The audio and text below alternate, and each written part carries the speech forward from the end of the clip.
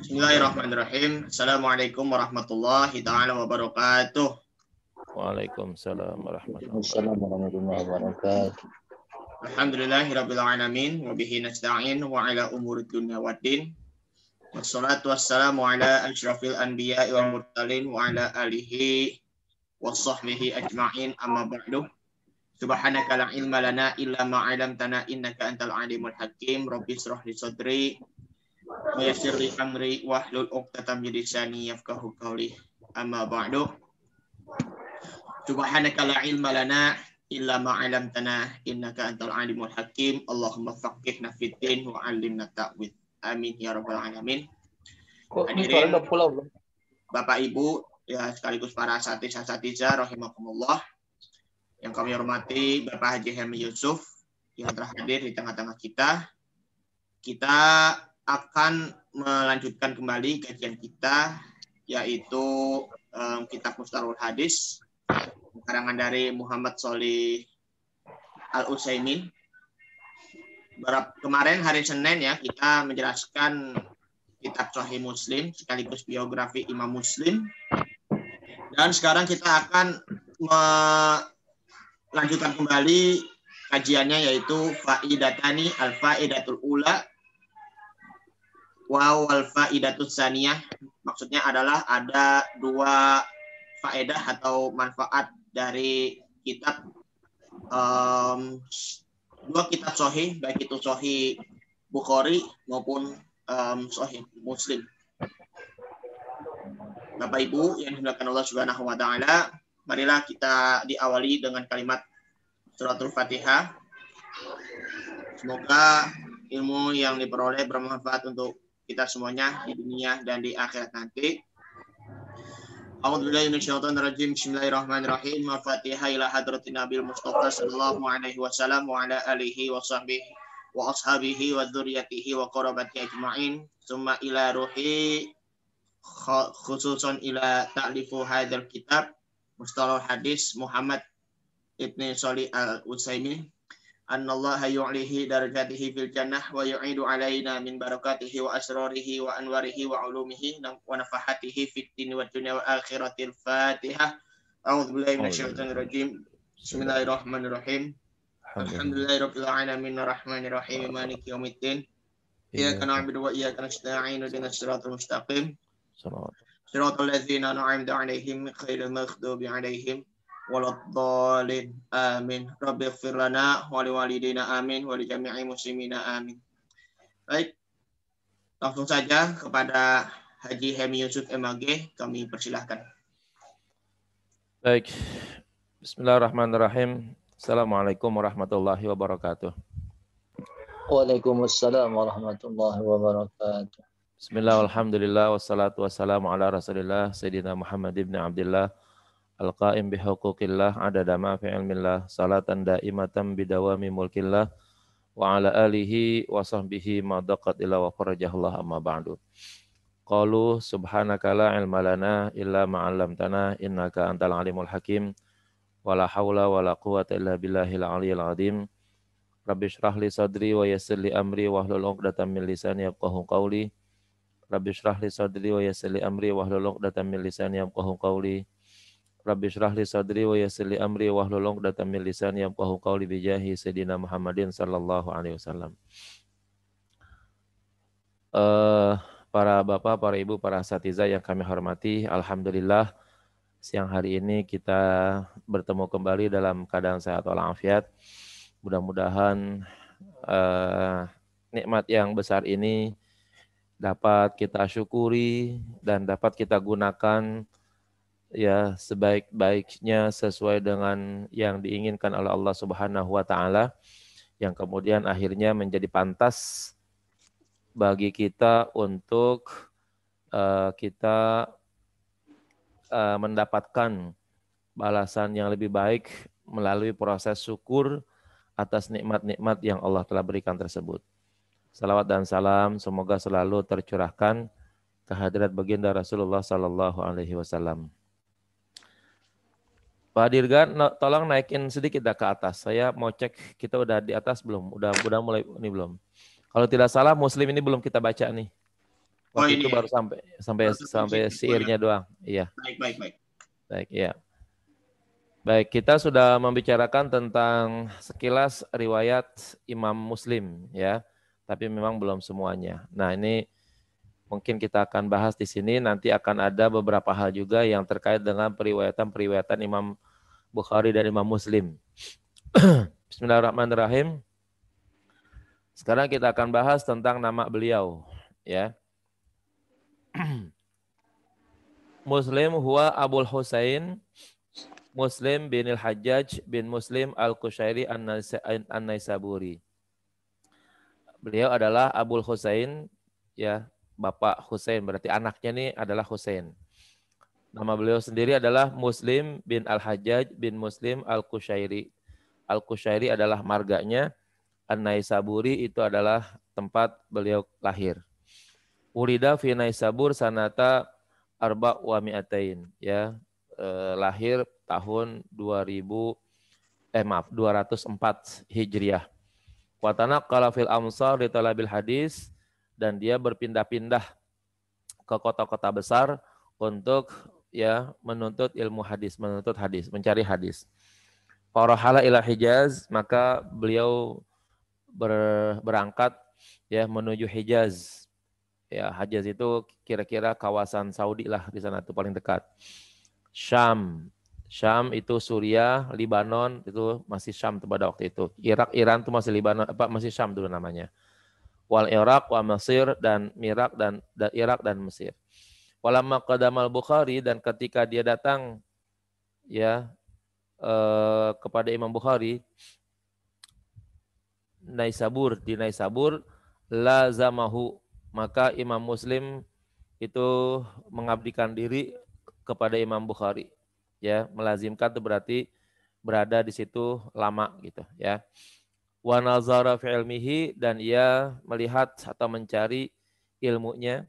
Wa hadha hadwahu, dan terus berada di dekatnya ya. Athna alaihi katsirun min ulama min ahli hadis, para alim ulama memuji kepadanya dari kalangan ulama ahli hadis, wa ghairihim, dan juga selain ulama ahli hadis. Jadi dengan demikian Imam Muslim itu berguru kepada Imam Bukhari kalau begitu ya. Nanti kalau kita baca berikutnya, kalau tidak salah Imam Bukhari berguru kepada Imam Ahmad. Imam Ahmad itu berguru lagi kepada Imam Syafi'i gitu ya. Jadi gurunya ahlul hadis itu adalah ahlul fikih jadinya. Ahli fikih. Ya, jadi lebih dulu ahli fikih dulu muncul, baru kemudian ahlul hadis. Fikih juga demikian juga. Jadi lebih dulu ilmu fikih, ya, baru kemudian muncul hadis gitu. Nah, jadi saya berkali-kali kepada teman-teman bilang, kita jangan sampai terkecoh dengan ungkapan orang ya yang menyatakan bahwa kenapa Imam Syafi'i ya tidak menggunakan hadis-hadis Sahih Bukhari Muslim di dalam kitab fikihnya gitu misalnya. Ya, ingat-ingat Imam Syafi'i lahir ya lebih dahulu dibandingkan dengan cucu muridnya. Ya, Imam Bukhari, Imam Muslim, ya, di mana murid-muridnya itu adalah ahlul hadis, sedangkan gurunya itu adalah ahli fikih. Tetapi Imam Syafi'i lah sesungguhnya yang menata ilmu hadis gitu, yang menata ilmu hadis dan juga ilmu usul fikih. Nah, maka dengan demikian kalaulah Imam Syafi'i tidak menggunakan hadis-hadis Imam Bukhari dan hadis-hadis Imam Muslim, itu sebagai sebuah kepantasan dan kewajaran karena memang pada waktu itu ya Imam Bukhari dan Imam Muslim belum lahir ya. Imam Bukhari lahir tahun 150 ya, 150. Sementara Imam Muslim saja lahir 204 ya. Berbeda lahirnya saja, istilahnya yang sama-sama dilahir itu perbedaannya sudah mencapai 50 tahun. Ya, bagaimana tuanya kira-kira begitu ya. Kemudian tuwfiya fi Naisabur sanata ihda wasitin wa mi'atain, wafat ya tahun 261 ya, tahun 261. An sab'in wa khamsina sanatan ya, dalam usia 57 tahun. Masih muda banget nih ya. Masih muda banget, usia 57 tahun. Ya, belum sampai usia 60 kalau gitu kan. Usia Nabi kan 63 begitu. Wa qad khallafa ilman katsiran fi muallafatihi, dan beliau meninggalkan banyak ilmu di dalam karangan-karangannya. Rahimahullah, semoga Allah memberikan rahmat kepadanya. Wa jazahu 'anil muslimina khairan, dan semoga Allah membalas kebaikan sejumlah ya banyaknya orang-orang yang beragama Islam. Ya, ini dipersingkat benar riwayat atau biografinya Imam Muslim. Tujuannya ya mudah-mudahan kita tidak jadi bosan lah dengan adanya riwayat singkat yang seperti ini. Paling tidak kalau kita ditanya siapa tuh Imam Muslim, ya, yang pertama kita tahu namanya.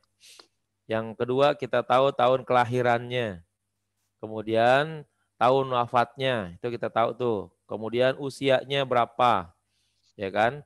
Dan juga kita tahu kemana dia belajar tentang hadis. Hijaz, Syam, Irak, Mesir, dan juga akhirnya berguru kepada Imam Bukhari di Naisabur. Nah, sementara kitab-kitabnya tentang kehebatan kitab Sahih Muslim kemarin sudah dijelaskan di atas. Baik, lanjut Pak Sutria, ada faidatan nih. Ya, terus aja naik terus ke atas lagi, biar full ke atas seluruhnya. Terus, ya, sip. Oke. Lam yastau'ib sahihani, sahih al-Bukhari wa Muslim, jami'a ma sahha 'anir Rasul sallallahu alaihi wasallam. Ya, kitab dua sahih Bukhari dan sahih Muslim tidak mencakup ya, tidak mencakup semua hadis yang sahih dari Rasulullah sallallahu alaihi wasallam. Ya. Jadi sebegitu banyak hadis yang tersimpan, yang tertulis di dalam kitab Sahih Muslim dan juga Sahih Bukhari, itu ternyata tidaklah meliput semua hadis-hadis Rasulullah Shallallahu Alaihi Wasallam yang sahih-sahih. Dengan kata lain, kalau begitu masih ada hadis sahih yang tidak masuk di dalam ya periwayatan Imam Bukhari dan Imam Muslim. Di dalam kitab sahih, baik Sahih Bukhari maupun Sahih Muslim, itu dinyatakan masih ada yang tidak tertulis, ya, yang tidak tertulis hadis sahihnya Rasulullah Sallallahu Alaihi Wasallam. Nah, bal fi ghairihima ahaditsun sahihatun lam yarwiyaha. Bahkan atau tetapi di dalam selain Sahih Bukhari dan Muslim terdapat hadis-hadis sahih yang tidak diriwayatkan oleh keduanya. Ya, tidak diriwayatkan oleh Imam Bukhari dan Imam Muslim. Jadi sangat memungkinkan kitab Musnad Ahmad misalnya, Sunan Baihaqi, Sunan Ad-Darimi, Sunan An-Nasai, baik Al-Kubra maupun yang lainnya nanti ya. Mungkin juga di dalam riwayat Imam Malik ya, dalam kitab Muwatta, itu sangat memungkinkan di sana tercatat sahih yang lain yang tidak diriwayatkan oleh Imam Bukhari dan Imam Muslim. Bagaimana keterangan Imam Nawawi Ad-Dimashqi menyatakan hal sedemikian ini? Qala Nawawi, berkata Imam Nawawi, innama qasadal Bukhari wa Muslim jam'a jumalim minas sahih kama yaqsudul musannifu fil fiqhi ma'a jumlatin min masailihi. Ya, sesungguhnya Imam Bukhari dan Imam Muslim sudah berkehendak, ya, sudah berkeinginan menghimpun ya sejumlah hadis sahih Ya, kama yaqsudul musannifu fil fiqhi, sebagaimana pengarang dalam kitab fikih berkehendak menghimpun jumlatan mim masailihi, ya, seluruh kasus-kasusnya, seluruh masalah-masalah fikihnya. La annahu yahsuru jami'a masailihi, ya. Tidaklah ia membatasi semua masalah-masalahnya. Lakin idza kanal hadis alladzi tarakahu, akan tetapi apabila ada hadis yang keduanya, ya, meninggalkannya, artinya tidak meriwayatkannya, Imam Bukhari dan Imam Muslim tidak meriwayatkannya, au tarakahu ahaduhuma, atau salah satu daripada keduanya itu meninggalkannya. Bukhari meriwayatkan, ternyata Muslim tidak meriwayatkan. Atau Imam Muslim meriwayatkan, Imam Bukhari tidak meriwayatkan. Pokoknya salah satunya meninggalkannya atau meriwayatkannya. Ma'a sihhati isnadihi fi zahiri aslan fi babihi. Disertai sahihnya sanad secara zahir, ya, sama sekali di dalam babnya. Walam yukhrijalahu naziran. Walam yakhrujalahu naziran, dan juga tidak ada periwayatan yang mengeluarkannya sebagai pembandingnya. Walama yaqumu maqamahu, dan juga ada yang tidak, ya, menempati pada posisi tersebut. Fazaharu min halihima, maka yang zahir daripada posisi atau keadaan keduanya, annahuma ittala'a fihi ala illatin. Ya, itu alasan utamanya adalah bahwa keduanya, Imam Bukhari dan Muslim, sudah meneliti, sudah melihat, sudah menelaah di dalam hadis tersebut. Ternyata mungkin ada satu alasan, ada satu illah, ada satu kalau dalam badan tuh penyakit, ada satu kerusakan. In kana rawiyahu, jika keduanya meriwayatkan.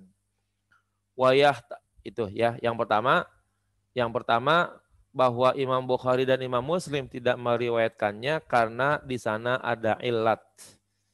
Ya, alasannya tentu itu adalah alasan Imam Bukhari dan Imam Muslim yang tidak bisa diungkapkan, ya, karena keduanya mungkin punya alasan tertentu kenapa hadis tertentu sahih tapi keduanya tidak meriwayatkannya atau diriwayatkan oleh hanya salah satunya saja, begitu, ya.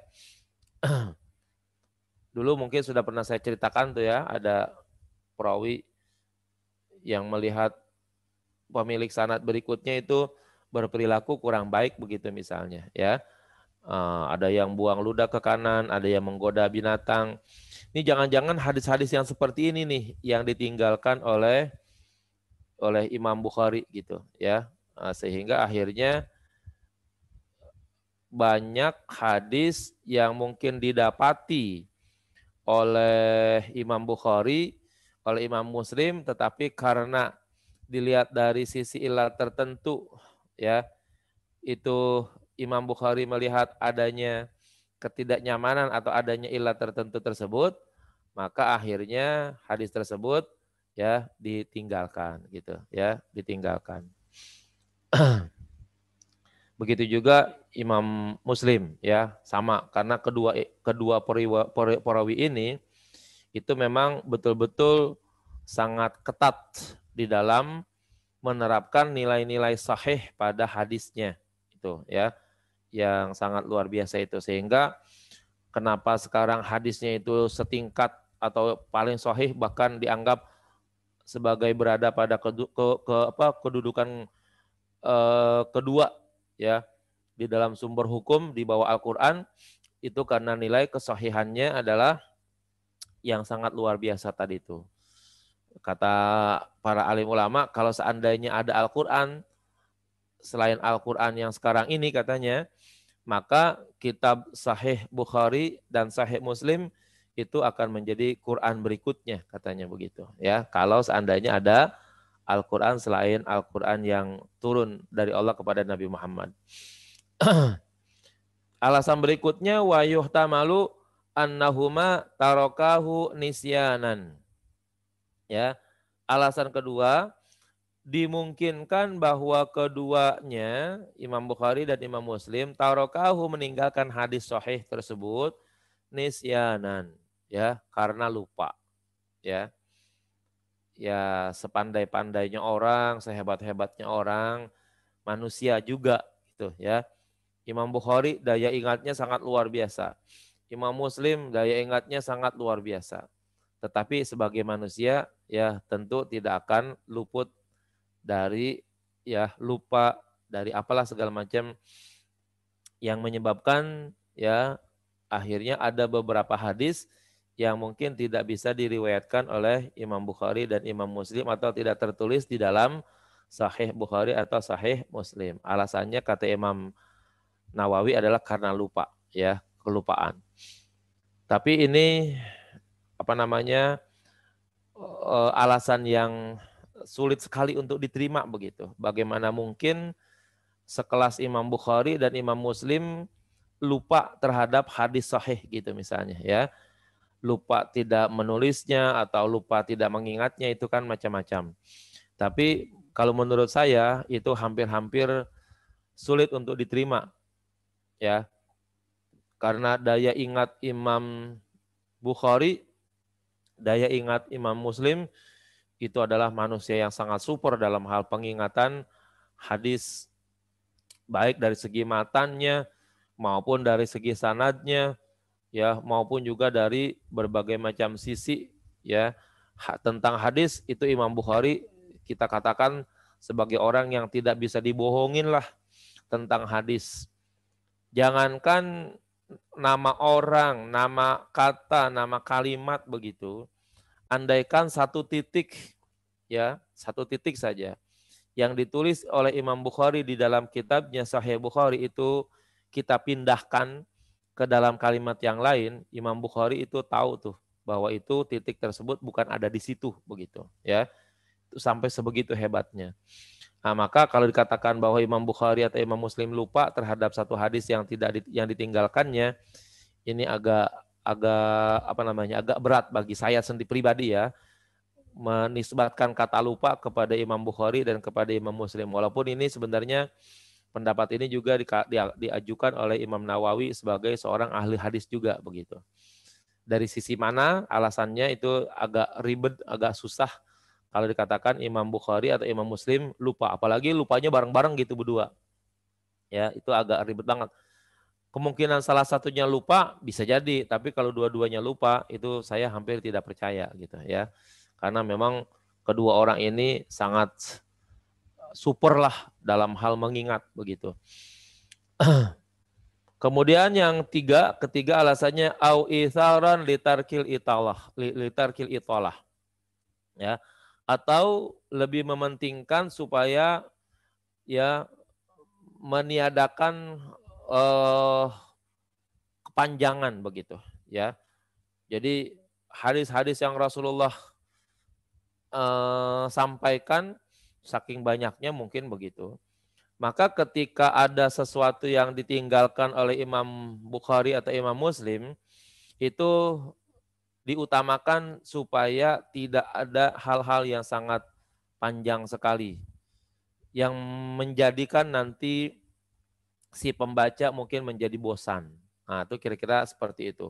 Karena saking panjangnya kitab atau panjangnya periwayatan dan lain sebagainya. Yang berikutnya alasannya aura'aya anna ghairahu mimma dzakarahu yasuddu masaddahu. Atau keduanya ya berasumsi, berpendapat bahwa selain dia gitu, mimma dzakarahu atau selain hadis daripada yang keduanya sudah menyebutkannya, yasuddu masaddahu, sudah ada hadis yang menempati pada posisi hadis tersebut. Nah, jadi kalau seandainya ada satu hadis tidak dituliskan oleh Imam Bukhari, tidak dituliskan oleh Imam Muslim, maka Imam Bukhari, Imam Muslim itu sudah menduga bahwa ada hadis, ya, yang serupa dengan hadis yang lain yang nilainya sama dan menempati tempat hadis tersebut. Sehingga kalau seandainya hadis tersebut ditulis lagi, itu akan ya menjadi overlapping gitu bahasa kita ya.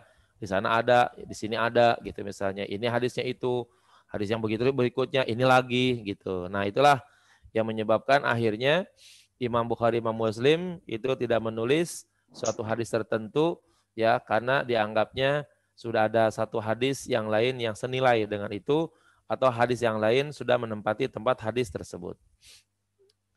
Yang berikutnya terakhir adalah pilihan terakhir auli ghairi dalika atau pendapat atau alasan ya yang selain daripada di atas. Ya.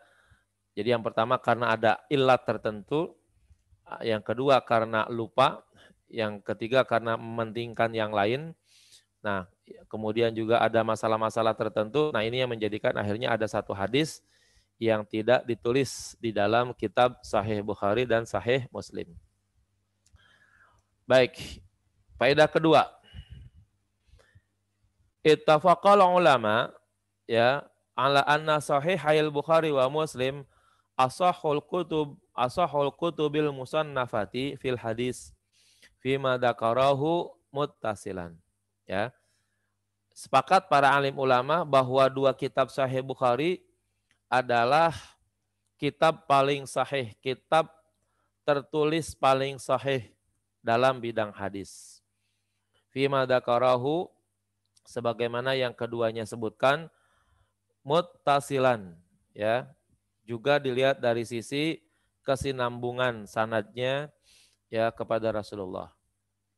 Jadi selain sahih hadis tersebut, maka sisi lainnya yang paling utama adalah bersambungnya sanad dari Imam Bukhari terus sampai kepada Rasulullah Shallallahu Alaihi Wasallam. Berdemikian juga kepada Imam Muslim, gitu ya. Qala Syekhul Islam Ibnu Taimiyah rahimahullah berkata Syekh Islam Ibnu Taimiyah semoga Allah merahmatinya, la yattafiqani ala haditsin illa yakunu sahihan la raiba fihi. Nih ya. Nanti ada hadis yang disebut dengan muttafaq alaih namanya ya. Tidaklah keduanya sepakat atas sebuah hadis illa yakunu sahihan kecuali keadaan hadis tersebut betul-betul sahih la raiba fihi yang tidak ada keraguan di dalamnya. Ya. Tidak ada keraguan di dalamnya. Ragu saja tidak ada, ya. Raib itu sebenarnya ya udah yakin. Tapi gara-gara ada unsur-unsur tertentu muncul juga keraguan. Ya. Kalau yang betul-betul ragu itu namanya syak. Tapi kalau raib itu ragu gara-gara ada ya masalah-masalah tertentu yang tadinya diyakini muncul keraguan. Nah, itu namanya raib. Kalau syak memang dari awalnya ragu. Nah, kalau hadis yang diriwayatkan oleh Imam Bukhari dan Imam Muslim dan keduanya sepakat untuk meriwayatkan, maka dapat dipastikan bahwa hadis tersebut sahih dan tidak ada keraguannya, ya. Sahih dan tidak ada keraguannya. Para bapak sekalian, para ibu yang kami hormati, jadi kalau dalam hal sanad dan kesahihan sebuah hadis, ya, itu para perawi hadis, ya, itu memang sangat luar biasanya adalah bahwa mereka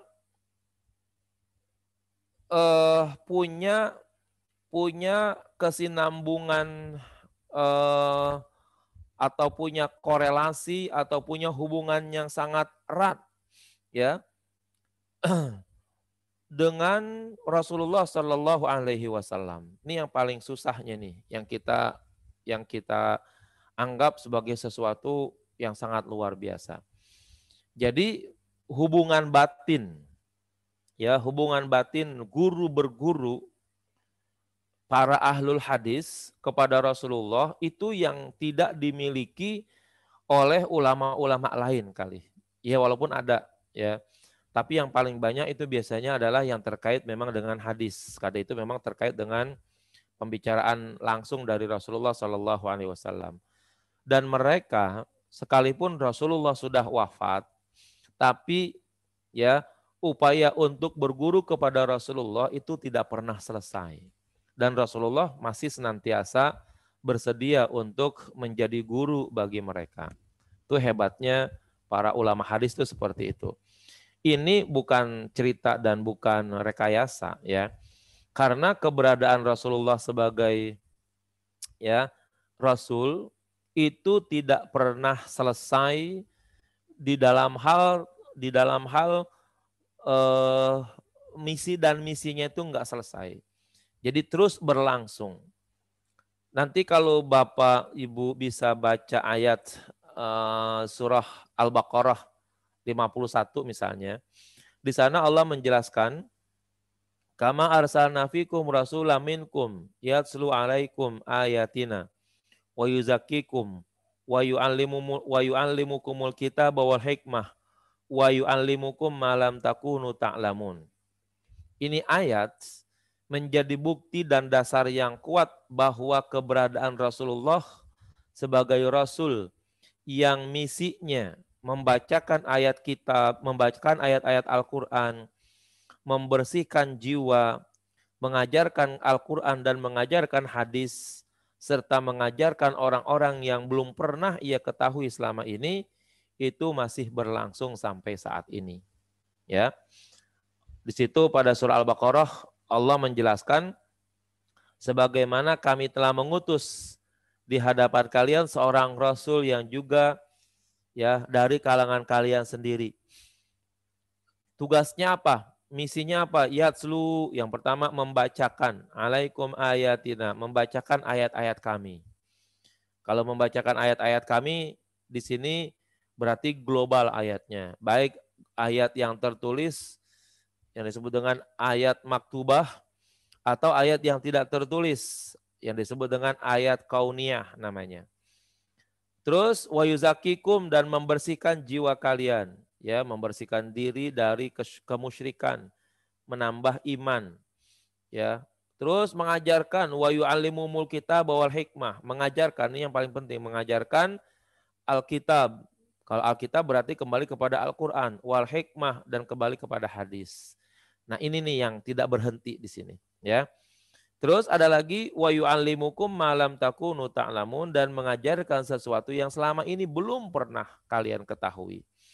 Jadi di situ pada kata-kata yatslu, pada kata-kata yuzaki, pada kata-kata yu'allimukum, terus ya ada dua tuh yu'allimukum, di situ menggunakan fi'il mudhari. Di mana kesan fi'il mudhari itu kan berlaku ya dari sekarang dan yang akan datang. Nah, permasalahannya sekarangnya itu sekarang kapan? Kalau kita membaca Al-Quran, maka sekarangnya adalah sekarang masa Rasulullah pada waktu itu. Berlangsungnya sampai yang akan datang, termasuk zaman kita sekarang ini. Mulai dari zaman kita, terus berlangsung sampai yang akan datang lagi. Maka dengan demikian misi Rasulullah untuk membacakan ayat-ayat Allah, membersihkan jiwa daripada sekian umatnya, mengajarkan kitab dan hadis, mengajarkan ilmu yang tak pernah diketahui oleh manusia, itu masih berlangsung disebabkan karena kata-kata membacakan, terus membersihkan dan mengajarkan itu di dalam Al-Quran tertulis dengan fi'il mudhari. Yang kontinuitasnya, yang keberlangsungannya itu terus berlangsung ya dari zaman Nabi dulu sampai sekarang. Kematian bagi Nabi itu bukanlah penghalang untuk terus ya melaksanakan misinya, begitu kira-kira ya. Maka kita nih para bapak, para ibu akan menjadi miskin sekali kalau hanya berteman dengan orang-orang hidup. Ya. Jadi sekali lagi saya katakan, kalau kita cuma berteman dengan orang-orang hidup, itu sebenarnya teman kita dikit kalau begitu. Ya. Yang benar bagaimana? Ya, kita harus punya kawan, punya sahabat, ya, punya kolega itu termasuk dari kalangan orang-orang yang sudah meninggal dunia. Ya, siapa yang patut kita temani dan kita jadikan kolega dari kalangan orang-orang yang telah meninggal dunia? Ya itulah para wali, ya, para ulama yang mereka dulu memang pernah berjuang dan berjiwa atau berjasa besar bagi dunia Islam gitu ya kan. Nah, itu kita temani mereka, kita jadikan sahabat kepada mereka. Bagaimana caranya? Ya, dengan cara menghubungkan mereka melalui doa gitu ya, melalui doa, melalui ziarah ya. Itu bukan perkara kecil ya. Menziarahi para alim ulama, menziarahi para aulia itu bukan perkara kecil. Yang mungkin saja di kalangan Wahabi misalnya itu dianggap sebagai perkara yang amat bid'ah banget ya. Orang Wahabi kan konyolnya begitu. Emang dulu Nabi pernah ziarahi kuburan wali katanya. Kan Nabi nggak pernah menziarahi kuburan para wali. Ya masih ada Nabi, mana ada wali kalau begitu. Ya kan? Kan kalau begitu tololnya kedengkul-dengkul kalau begitu. Ya. Nabi mana pernah menziarahi para alim ulama. Ya kan? Ya memang tidak ada ulama pada waktu itu. Yang jadi ulama kan cuma Nabi doang pada waktu itu. Ya kan? Jadi logikanya nggak jalan mereka itu. Nah sekarang kondisi kita boleh kita katakan bahwa sesungguhnya kita jauh lebih bodoh daripada alim ulama ya. Nah maka pantaslah kalau kita sekarang menziarahi kuburan para alim ulama. Jangan melihat bahwa dulu Nabi enggak pernah ziarah ke makam para wali, memang tidak ada pada waktu itu wali. Ya, sahabat-sahabat Nabi ada ya, tapi kan boleh dikatakan kedudukannya memang bahasanya bukan wali mereka ya, tetap adalah sebagai sahabat Nabi. Ya, kalaulah dikatakan Nabi aja nggak pernah menziarahi kuburan sahabat-sahabatnya, emang yang duluan mati siapa? Ya kan? Di antara sahabat besarnya tuh, ya, Umar, Abu Bakar, Umar, Ali, Utsman, kan duluan Nabi meninggalnya. Tetapi ketika Nabi berziarah ke makam Gunung Uhud, nah kan Nabi pernah ziarah kalau begitu. Nabi pernah berkunjung kepada makam pamannya Hamzah ya bin Abdul Muttalib ya, setiap tahun tuh Nabi berkunjung ke sana. Oh berarti kalau gitu Nabi pernah berkunjung, pernah berziarah kalau begitu. Nah inilah bukti bahwa Rasulullah ya masih mencari teman dari kalangan orang-orang yang sudah meninggal dunia. Maka kita tidak boleh meninggalkan hal yang sedemikian itu. Maka saya katakan lagi kalau begitu bahwa ya apa yang disampaikan oleh para alim ulama terutama hadis ya, ini betul-betul mereka memang mempunyai kesinambungan berguru kepada Rasulullah. Jadi di antaranya yang saya tahu tuh dari bacaan-bacaan yang saya pernah baca dan juga keterangan para alim ulama ya, di antaranya Imam Bukhari, Imam Muslim, Imam Ghazali ya, dan perawi-perawi hadis yang lainnya itu mereka katanya tidak pernah mau menuliskan hadis-hadisnya kecuali ya kalau mereka sudah bertanya kepada Rasulullah ya dan bertemu langsung dalam mimpinya sehingga lalu mereka mengajukan pertanyaan. Ya Rasulullah, ini hadis engkau bukan? Kalau Rasulullah manggut, iya. Nah berarti hadis tuh. Lalu mereka minta izin.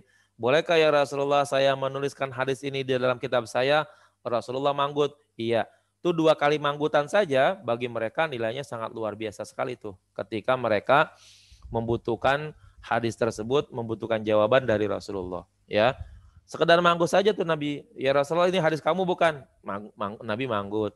Lalu Nabi ditanya lagi, boleh nggak saya tulis di dalam kitab saya? Nabi manggut. Nah, berarti udah mimpi segitu aja. Itu mungkin nggak perlu mimpi 2 jam, 3 jam. Ya, 2 menit, 3 menit juga cukup. Tapi itu jawaban yang paling akurat untuk mereka bahwa hadis tersebut adalah benar dari Rasulullah Shallallahu Alaihi Wasallam. Nah inilah bagian daripada yang disebut dengan yatslu yuzaki wa yu'allim. Ya, peran Rasulullah membacakan ayat, peran Rasulullah membacakan atau membersihkan jiwa dan hati seseorang, peran Rasulullah mengajarkan orang terhadap kitab dan sunnah itu masih berlangsung sampai sekarang ini walaupun dengan cara yang singkat-singkat ya, sedikit-sedikit tapi masih berlangsung.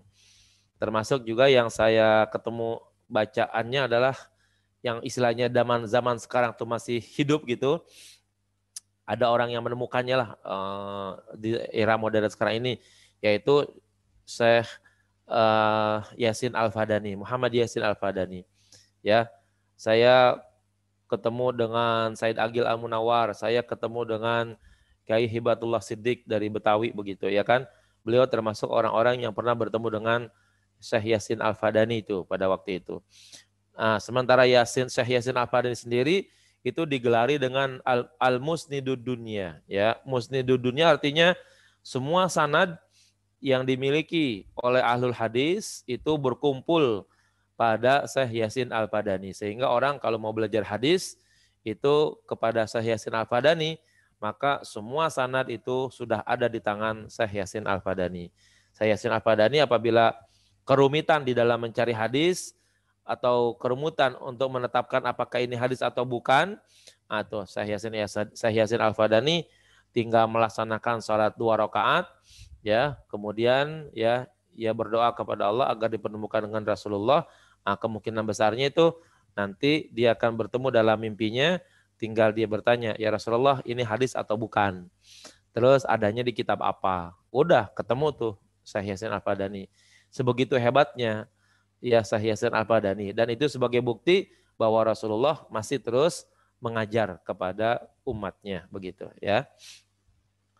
Qala jumhur berkata para jumhur ulama dalam hadis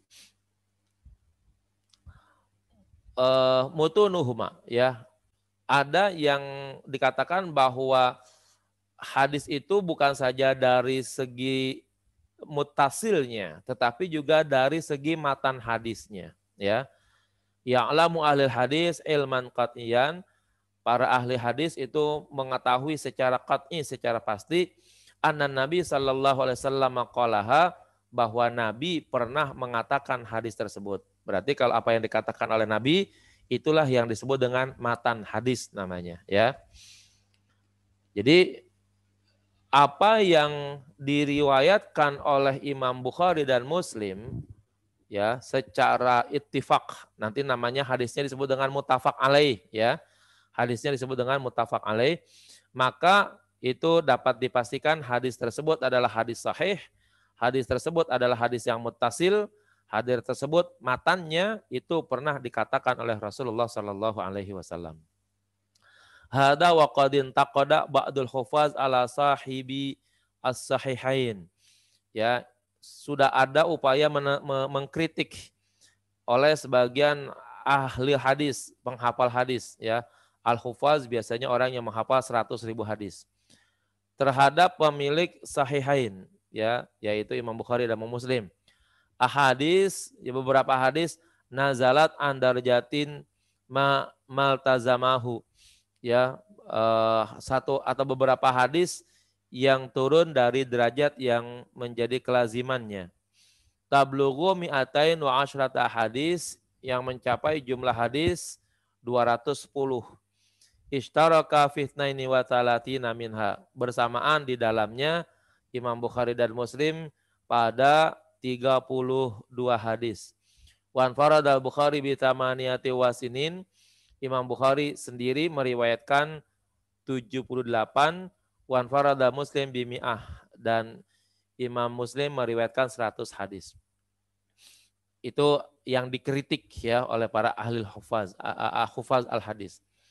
Qala Syekhul Islam Ibnu Taimiyah, berkata Syekh Islam Ibnu Taimiyah, jumhuru ma'ankarahu alal Bukhari. Ya, apa yang diingkari oleh Imam Bukhari, mimma sahhahahu, terhadap apa yang telah disahihkan, yakunu qauluhu fihi rajihan ala man naza'ahu, maka jadilah ya ucapannya itu rajihan, unggul, ala man naza'ahu, dibandingkan orang yang ya naza'ahu, yang membandinginya, yang apa namanya, yang ya naza'a itu asalnya adalah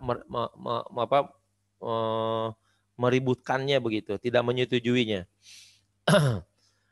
Bi khilafi Muslimin, berbeda dengan Imam Muslim ya, fa innahu nuzi'a fi ahaditsa kharrajaha, bahwa hadisnya itu atau bahwa beliau ya dipertentangkan, diperselisihkan di dalam hadis-hadis yang beliau meriwayatkannya. Wa kana shawab ma'aman naza'ahu fiha, dan yang benar itu bersama dengan orang-orang yang ya melawannya. Wa masala lidzalika bihadisin, dan diumpamakan atau dicontohkan terhadap yang demikian dengan sebuah hadis, khalaqallahu turbah yaumas sabti. Ya, orang yang mengkritik itu menemukan hadis yang seolah-olah mungkin tingkat kesahihannya kurang begitu. Di antaranya adalah khalaqallahu turbah yaumas sabti. Allah menciptakan debu pada hari Sabtu. Ya. Wa hadis, dan hadis salatul kusuf bi tsalati ruku'atin wa arba'. Ya, hadis salat kusuf dengan 3 kali ruku atau 4. Ya. Nah, jadi di dalam sahih Muslim, bedanya dengan sahih Bukhari, kalau ada sahih Bukhari itu ada orang yang istilahnya mengeritiknya, sangat memungkinkan hasil kritikannya tetap di bawah hasil apa yang diriwayatkan oleh Imam Bukhari. Tapi kalau yang dikritik oleh Imam Muslim, ya hadis kritikan hadis oleh ahli dikritik terhadap hadis-hadis Imam Muslim, sangat memungkinkan maka akibatnya itu menjadi setara hasil kritikannya tadi. Ya. Waqad ujiba aman taqad alaihima bi jawabaini mujmal wa muttasil. Dan telah dijawab ya dengan jawaban dari hasil kritikan tersebut dengan jawaban yang bisa jadi bentuknya mujmal yang secara global, wa mufassal dan secara terinci. Apa jawaban yang global? Faqala Ibnu Hajar Al-Asqalani fi Muqaddamati Fathul Bari. Ya, Imam Ibnu Hajar Al-Asqalani itu menjawab di dalam Muqaddimah Fathul Bari. La raiba fi taqdimil Bukhari tsumma Muslim. Ya, tidaklah ragu untuk mendahulukan, mengedepankan, mengutamakan Imam Bukhari kemudian Imam Muslim. Ala ahli asrihima, terhadap ya ahli-ahli ilmuwan-ilmuwan pada masa keduanya. Wa man ba'dahu, dan setelahnya ya. Min a'immati hadal fanni, daripada imam-imam dalam bidang ini, fi ma'rifatis sahih wal mu'allal, di dalam mengenal hadis sahih dan hadis yang di dalamnya ada ilatnya. Jadi dengan demikian maka menurut Imam Ibnu Hajar lebih baik dan lebih utama mengedepankan hadis Imam Bukhari dan hadis Imam Muslim dibandingkan dengan imam-imam hadis yang lainnya, baik yang semasa dengan beliau ataupun yang sesudahnya, terutama di dalam bidang hadis ya, untuk menetapkan sahihnya hadis atau ilatnya hadis. Qala, beliau juga berkata, fa fi taqdiri taujihi kalam man intaqad alaihima, dengan memberikan nilai arahan ucapan terhadap orang-orang yang mengkritik atas keduanya, yakunu qauluhu mu'aridan li tashihihima, maka jadilah ucapannya sebagai lawan bagi tasih, bagi proses sahihnya bagi Bukhari, bagi Imam Bukhari dan Imam Muslim. Wala raiba fi taqdihima fi dalika, dan tidak ragu di dalam lebih mengutamakan Imam Bukhari dan Imam Muslim di dalam hasil-hasil proses kritikan tersebut ala ghairihima, dibandingkan dengan selain keduanya. Fayandafi'ul i'tirad min haitsul jumlah, maka tertolaklah segala i'tirad itu perlawanan dilihat dari segi atau secara global. Jadi dengan demikian menurut Ibnu Hajar Al-Asqalani, dan juga tadi dikatakan Ibnu Hajar di atasnya tadi ulama, tidak bisa dikatakan nggak pantas kalau ada kitab sahih yang lebih diutamakan dibandingkan dengan Imam Bukhari dan Imam Muslim. Udah tidak diragukan lagi bahwa yang patut lebih didahulukan dari semua kitab-kitab hadis karangan siapapun sampai era modern sekarang ini, yang mungkin penelitiannya jauh lebih hebat kali, itu tetap harus lebih dikedepankan kehebatan karangan Imam Bukhari dan Imam Muslim dilihat dari segi kesahihannya. upaya-upaya untuk mengkritik apa yang dilakukan oleh Imam Bukhari dan Imam Muslim itu tidak bisa menjatuhkan kedudukan Imam Bukhari dan Imam Muslim di dalam unggulnya hadis-hadis sahih yang beliau riwayatkan. Nah, seperti itu. Wa amal mufassal adapun yang sifatnya terinci, faqad ajaba Ibnu Hajar fil Muqaddimah amma fi Sahih Bukhari. Ya, beliau Ibnu Hajar menjawab di dalam muqaddimah ya Sahih Fathul Bukhari, Sahih Bukhari. Jawaban mufassalan dengan jawaban yang terinci an kulli hadisin dari setiap hadis. Wa allafar Rasyid al-Attar kitaban fil jawabi amman taqada ala Muslim hadisan. Dan juga telah mengarang Syekh Rasyid al-Attar satu kitab di dalam menjawab tentang hasil kritikan Imam Muslim hadis per hadis. Wa qala al-Iraqi dan berkata Imam al-Iraqi fi syarh alfiyatihi di dalam kitab Syarah Alfiyah di dalam ilmu hadis, wa fil mustalah dan juga di dalam kitab mustalah hadisnya, innahu qad afrada kitaban, bahwa dia telah membuat secara khusus satu kitab lima da'afa min ahadits sahihain, bagi hadis dhaif yang ada di dalam kitab ya Sahih Bukhari dan Sahih Muslim, ma'a jawabi anha, disertai jawaban daripadanya. Faman arada ziyadata, maka siapa yang ingin menambahkan pengetahuan fi dalika di dalam hal ya mana mana yang dhaif, mana yang lemah hadis-hadis yang terdapat di dalam hadis Bukhari dan Muslim, fal yaqif alaihi, maka silahkan lihat di dalam kitab Syarah Alfiyah Al-Iraqi dan juga di dalam Mustalah al-Hadis Al-Iraqi. Fa fihi fawaid wa muhimmat, di dalamnya terdapat nilai-nilai penting, faidah dan juga nilai-nilai hal yang sangat luar biasa untuk diketahui, nilai-nilai hadis yang ada pada Imam Bukhari dan Imam Muslim.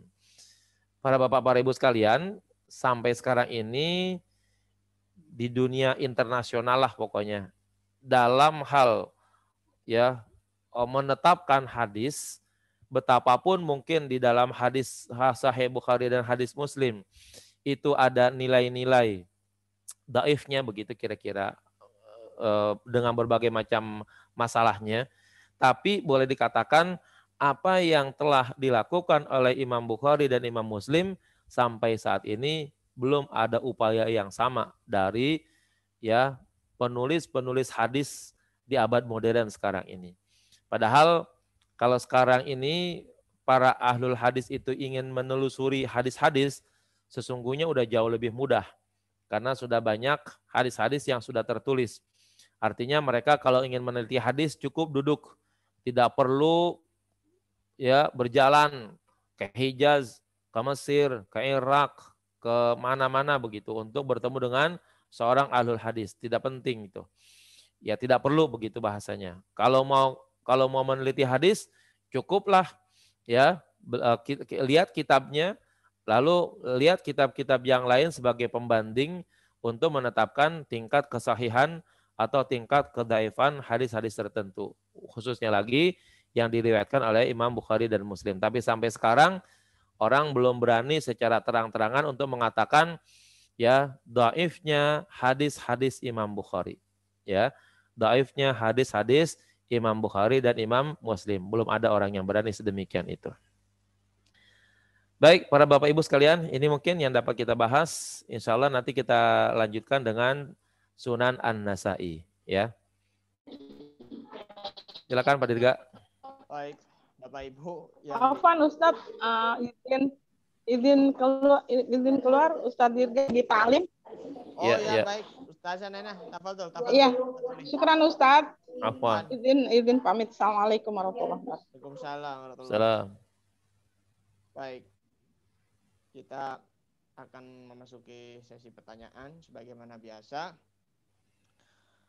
Saya memang udah tadi barusan baca di artikel-artikel tentang Syekh Yasin Al-Fadani itu. Iya. Karena dari tadi tuh saya tuh nggak pernah dari tadi tuh nggak dengar apa yang dikatakan oleh Ustadz katakan ya, karena tadi barusan membaca artikel tentang beliau tuh Syekh Hasyim Al-Fadani yang begitu luar biasa sekali sosoknya. Pertanyaannya begini. Beliau kan kebetulan kan orang Minangkabau ya. Sebetulnya bisa Iya. nggak sih beliau berbahasa Masih satu Indonesia? keluarga tuh sama Pak Sutria kalau gitu. Mungkin.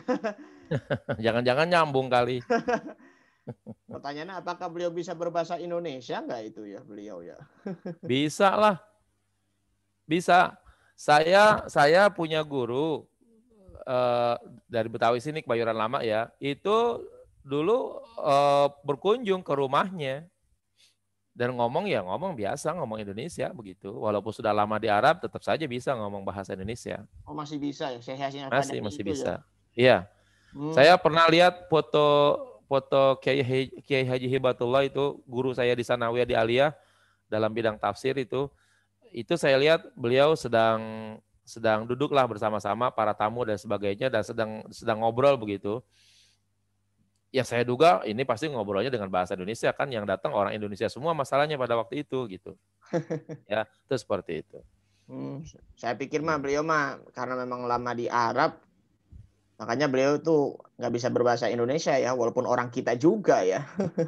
Ya, saya yakin bisa lah karena memang sebenarnya kecilnya beliau di Indonesia gitu ya. Sebenarnya ya Syekh Hasyim Al-Fadani ya. Silsilahnya juga masih ada di Indonesia juga gitu. Bisa juga ya. Ya sebagaimana Syekh Nawawi Al-Bantani kan beliau kan lama di Banten, makamnya di Mekah ya berarti ya. Syekh Nawawi Al-Bantani. Ya, Syekh Nawawi Al-Bantani itu ke Mekah setelah banyak kenyataan atau keberadaan tentara Belanda di Indonesia itu udah istilahnya udah apa ya, udah sangat bahaya sekali sehingga dia orang yang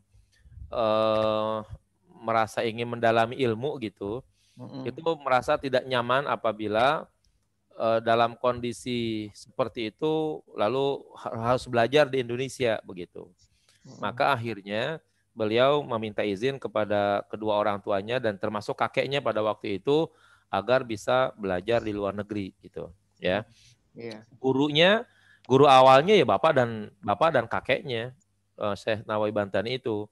Nah, lalu nanti akhirnya karena penjajahan udah begitu luar biasa ya oleh Belanda dan termasuk antek-anteknya beliau merasa nggak mungkin lah belajar agama yang begitu sulit, begitu rumit ya guru-gurunya dan sebagainya itu kalau di Indonesia. Maka beliau berangkat. Orang yang seangkatan dengan Syekh Nawawi Al-Bantani diantaranya Syekh Abdul Rauf Singkel ya dari Aceh. Terus ada lagi Syekh Muhyiddin yang kita kenal dengan Syekh Muhi itu ya di mana tuh di Garut ya kalau nggak salah. Yang kuburannya sampai sekarang masih terus diziarahi itu Syekh Muhi Pamijahan ya. Syekh Muhi Pamijahan itu adalah orang-orang yang seukuran lah. Lebih tua lagi diantaranya ada Syekh Arsyad Al-Banjari ya. Nah, itu lebih tua lagi daripada itu. Nah, itu orang-orang yang seangkatan itu seringkali pulang bareng tuh, ya. Kalau rindu dengan kampung halaman dan sekian lama enggak pulang bareng-bareng. Dan luar biasanya pulangnya itu dengan ilmunya masing-masing, ya, dengan ilmunya masing-masing, dengan menggunakan kedigdayaannya lah bahasanya begitu. Jadi mereka di sana belajar ilmu bukan semata-mata belajar ilmu syariat tapi juga belajar ilmu tasawuf dan juga termasuk belajar ilmu-ilmu ya kemaarifatan lah begitu. Di antaranya mereka itu kalau pulang nggak pernah tuh yang namanya naik pesawat, naik kapal begitu. Itu jalan kaki dari sana. Lewatnya lewat terowongan bumi mereka bilangnya begitu ya. Nah, suatu hari Syekh Abdul Rauf, Syekh Nawawi Al-Bantani itu udah siap-siap pulang. Ternyata Syekh Muhyiddin itu orangnya nyantai-nyantai aja ya. Akhirnya ditinggal nih oleh rombongan-rombongan ini. Ya. Nah, gara-gara ketinggalan itu akhirnya salah satu yang menyebabkan Syekh Muhi ketinggalan itu karena suka ngerokoknya itu tuh katanya gitu.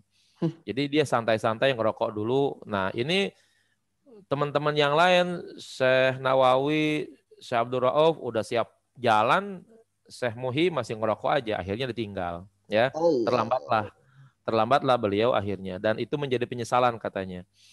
Maka sekarang kalau Bapak hadir dan Ibu hadir di makam Syekh Muhi di Pemijahan, di sana sangat-sangat ketat dilarang untuk tidak boleh merokok sama sekali.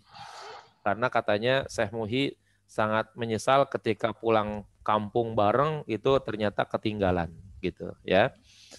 Nah, ada cerita aneh lainnya kalau Bapak Ibu pergi ke Cikaduan sana Banten ya, mungkin Ustaz Sutria tahu kali itu ada yang disebut dengan batu Quran.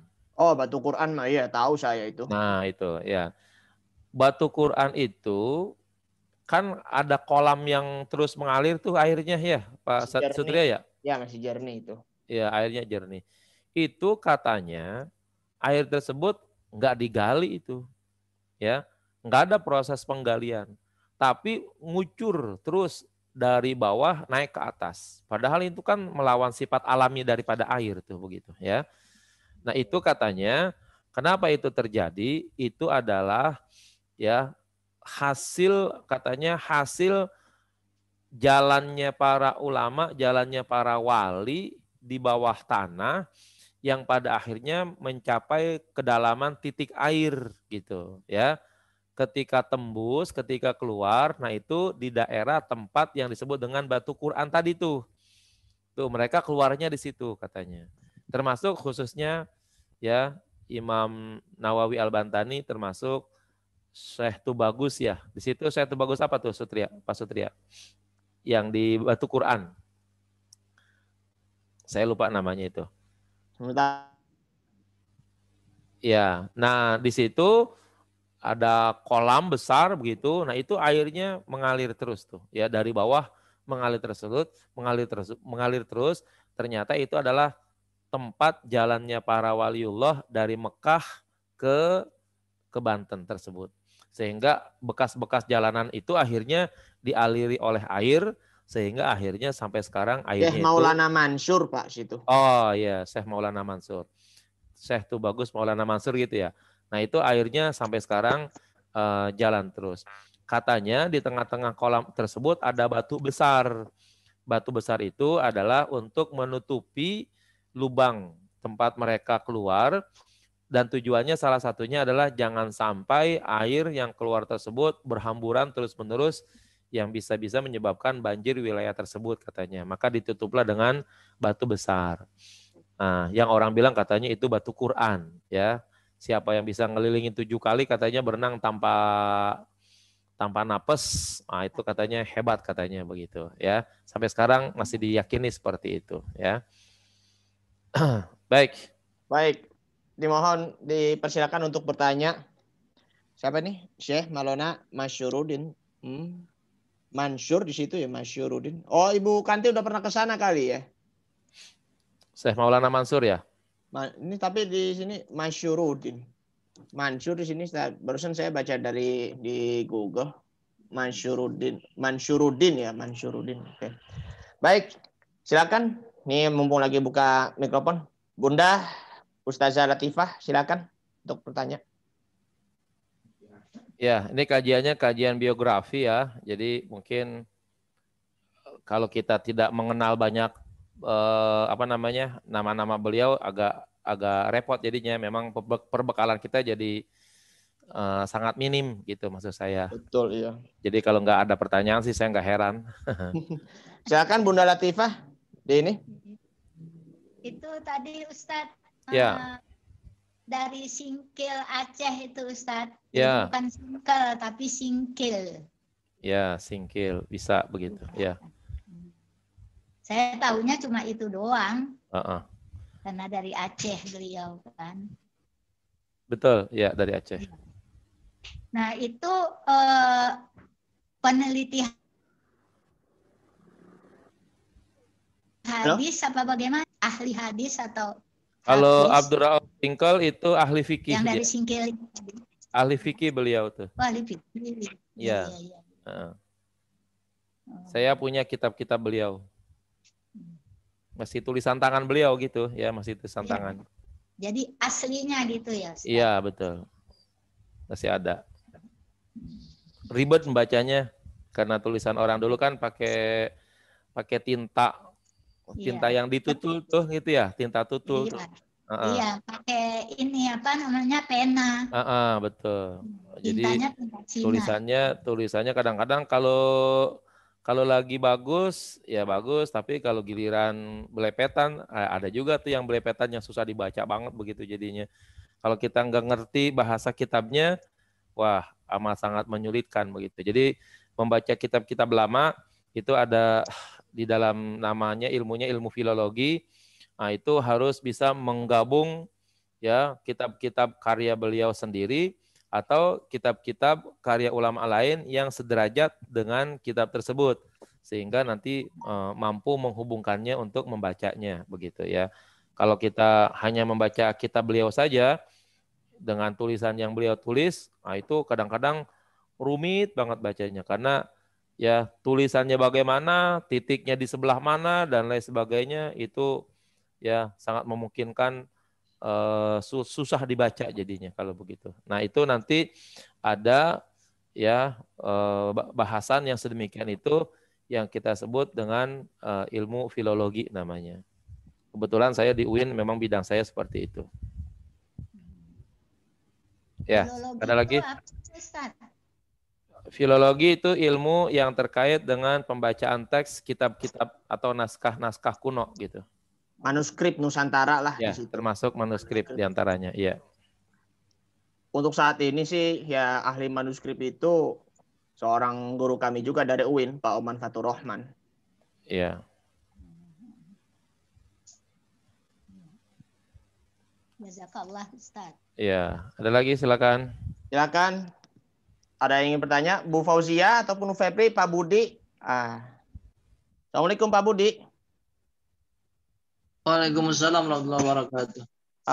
Silakan kalau ingin bertanya. Ya, sedikit pertanyaan mengenai riwayat para ahli hadis, terus para aulia yang kita ketahui sekarang, apakah mereka menulis sendiri biodatanya atau ada ahli-ahli tersendiri yang mencatat, menceritakan tentang biodata mereka, Ustaz? Dua-dua kemungkinannya ada. Ya.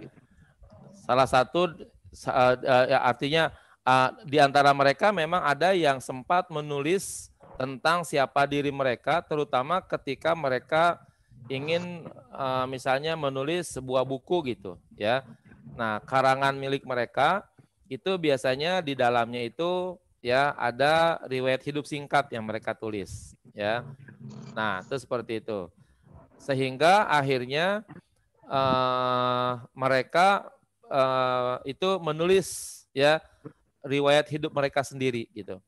Tetapi untuk yang lebih leluasa begitu untuk memahami manaqib kalau kita bilang ya, memahami manaqib kalau di kelas-kelas para aulia itu namanya disebut dengan manaqib. Manaqib. Ya, maka itu biasanya adalah karangan murid-muridnya yang sudah mulazamah bersama mereka.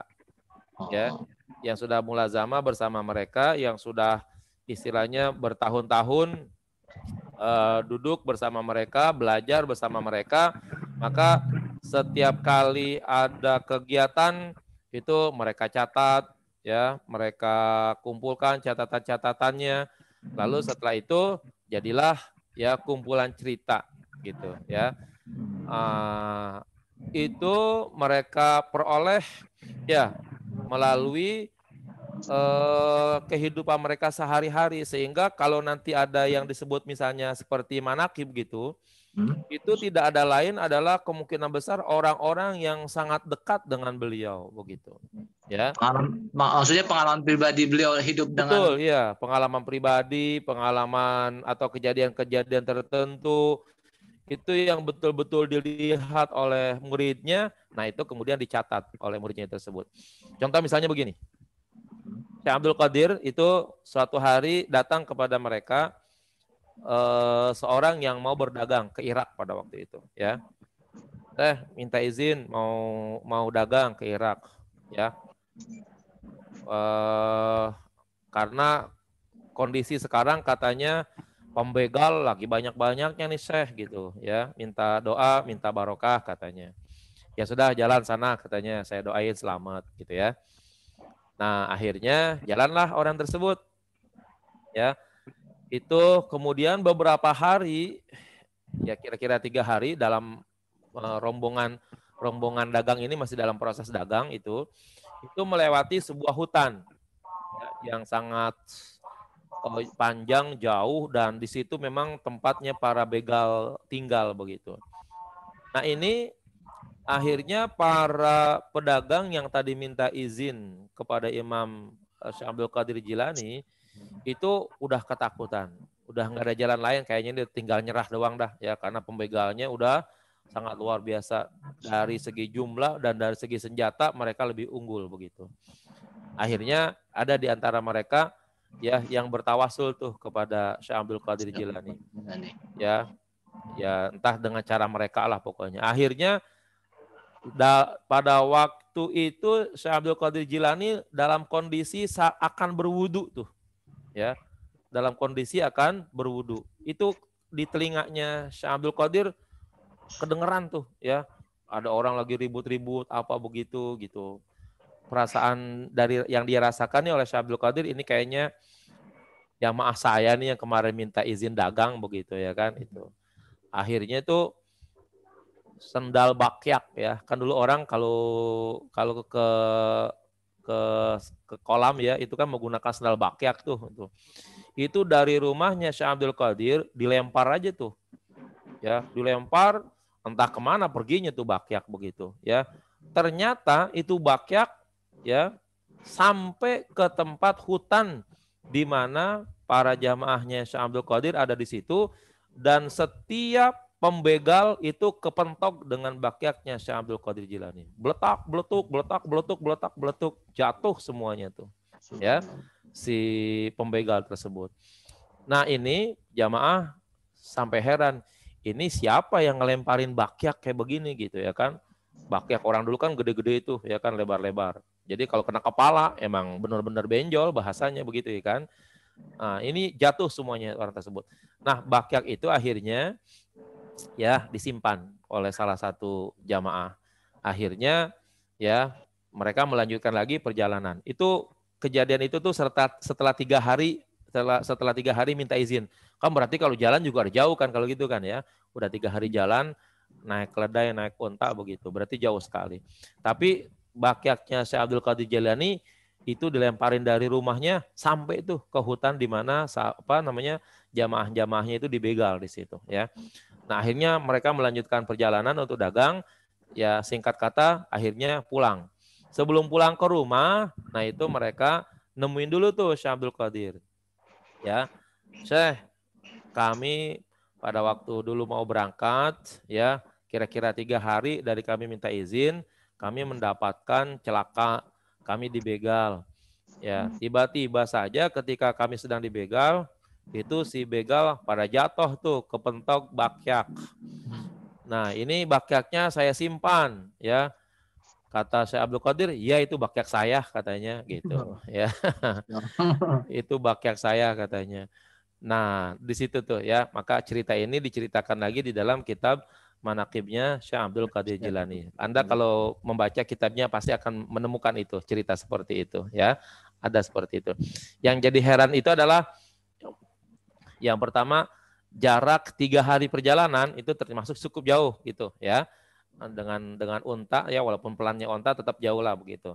Tetapi sambitan Syekh Abdul Qadir Jilani menuju 3 hari perjalanan kan sebenarnya jauh tuh sebenarnya. Bagaimana nimpuknya tuh kira-kira begitu ya kan. Ternyata sampai ke wilayah di mana murid-muridnya sedang dibegal di situ. Dan ternyata setelah diambil bakyak tersebut memang betul itu adalah bakyaknya Syekh Abdul Qadir Jilani. Sehingga dengan kata lain ya Syekh Abdul Qadir Jilani menolong murid-muridnya, menolong jamaahnya dari rompak tersebut sehingga akhirnya bisa selamat bisa melanjutkan dagang dan sampai akhirnya pulang pun dalam kondisi selamat sampai membawa bakyak kembali ke ke hadapan Syekh Abdul Qadir Jilani lagi. Jadi bakyak yang sudah dilemparnya tadi itu nggak hilang, balik lagi karena itu ya disimpan oleh salah satu jamaahnya Syekh Abdul Qadir.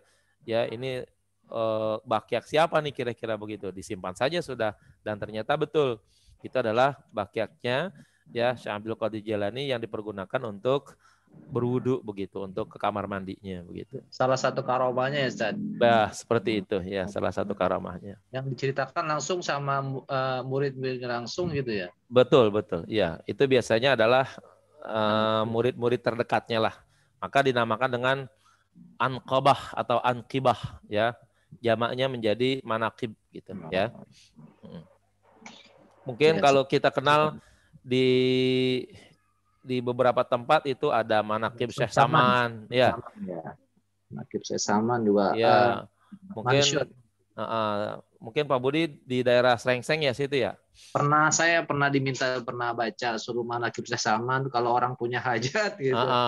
Betul, ya. Syekh Saman biasanya kalau Syekh Saman itu orang punya hajat atau orang punya nazar ya.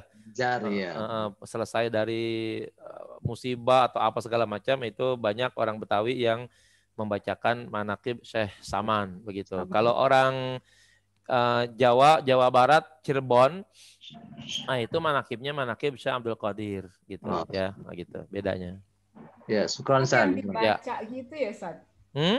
Nggak ada dulu saya waktu kecil gitu tetangga gitu kayak baca kitab katanya kayak model Syekh Abdul Qadir Jilani. Nah, terus kita taruh uang di situ.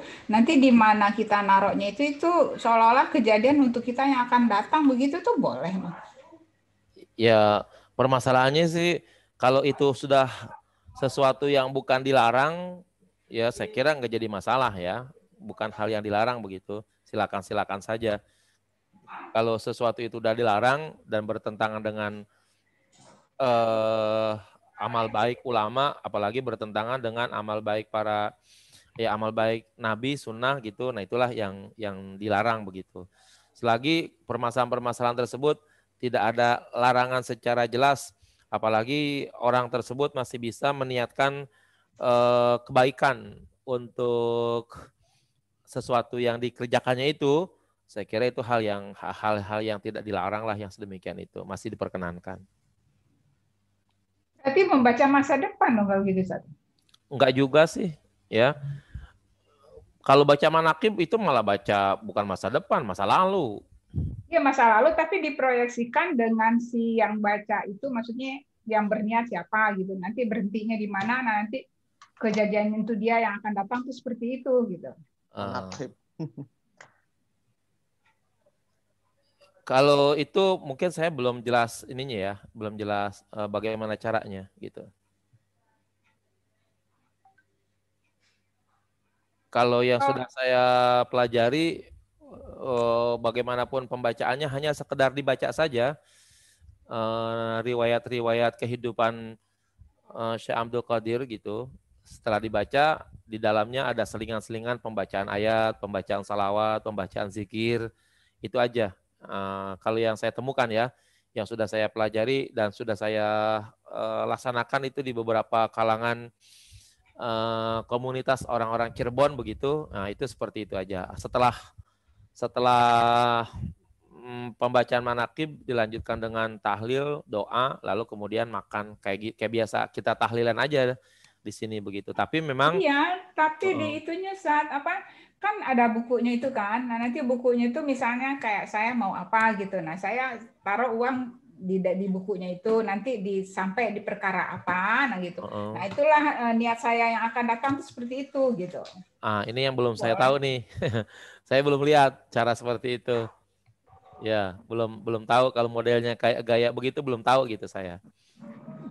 Itu di mana tuh Bu Fauzia? Itu di Jakarta, tapi mereka keturunan Rangkas gitu, maksudnya orang-orang Rangkas Banten sana. Iya. Iya. Nah, jadi kalau saya misalnya belum lihat yang jadi kayak gitu. kayak model tahlilan gitu kan. Nah, Iya, terus model iya. tahlilan, ayo siapa yang mau ini. Nah, jadi kita masuk misalnya naruh duit di buku itu. Nah, nanti oh yang ini sampai di sini, ini sampai sini, kamu nanti ke depannya begini-gini gitu loh. Tapi saya sih nggak pernah, cuman tahu aja gitu. Iya, iya, iya. Kalau yang ini saya belum pernah lihat malah, ya belum pernah ngikut, belum pernah lihat. Jadi belum tahu kejelasannya begitu ya. Coba-coba nanti saya teliti. Saya kebetulan punya teman orang Rangkas, ya ada yang modelnya kayak gitu. Nanti. Iya itu maksudnya memang di keluarga itu sering begitu gitu. Jadi Iya, maksudnya iya. mereka memprediksi akan datang tuh kayak apa. Jadi mereka baca itu, gitu. Artinya gini, saya sendiri belum pernah melihat apakah buku yang dibaca buku yang mana gitu, ya kan? Apakah buku yang sebenarnya Manaqib Syekh Abdul Qadir Al-Jilani atau Manaqib yang lainnya itu juga belum tahu saya tuh. Tapi yang saya ingat saya punya teman di Rangkas ya di sana. Ya nanti bisa saya tanyakan kali begitu. Untuk sementara itu dulu kali. Ya bilangnya sih saya Abdul Qadir Jailani gitu. Oh iya. Soalnya dia tuh dulu angkatan ibu saya jadi ya. Oh. Gitu. Iya. Oke, ada lagi? Mungkin cukup segini dulu ya karena mau jam 2:30. Iya, oke. Sebelumnya kita foto dulu ya, Pak, Bu, dibuka dulu kameranya. Barangkali ini juga buat nanti laporan ya, karena kan ini 9 orang. Ya, dibuka dulu kameranya, silakan. Silakan Pak Bu Febri, Pak Nuryani. Oh iya. Sebentar ya, Mas Satria saya pamit dulu ya sebentar ya, anak saya Baik, dari Pak. Gontor telepon. Baik. Dirga, perlu make up dulu nggak nih? Nggak usah. Ya, 1, 2, 3. Ya, baik deh, nggak buka kamera ya. Sekali lagi 1, 2, 3. Baik, ini karena Ustadz Helminya sudah selesai, karena kebetulan lagi ada perluan ya. Anaknya lagi telepon. Demikian apa yang disampaikan dari Ustadz Helmi Yusuf. Terima kasih. Syukran jazilan. Jazakallah khairan katsiran ya Syekhona. Wa syukron ala ihtimamikum ayyuhal ikhwah. Jazakumullah khairan katsiran. Ila liqa fi yaumil arbi'ah. Wa fi halaqati yakni halaqah kitabu subulus salam. Ahmad Ismail As-Sun'ani. Ini saja dulu yang kami sampaikan. Ya, mohon maaf kalau ada kata-kata yang kurang berkenan, dibukakan pintu maaf yang sebesar-besarnya. Hadanallahu wa iyyakum ajma'in. Wassalamualaikum warahmatullahi wabarakatuh. Waalaikumsalam warahmatullahi wabarakatuh.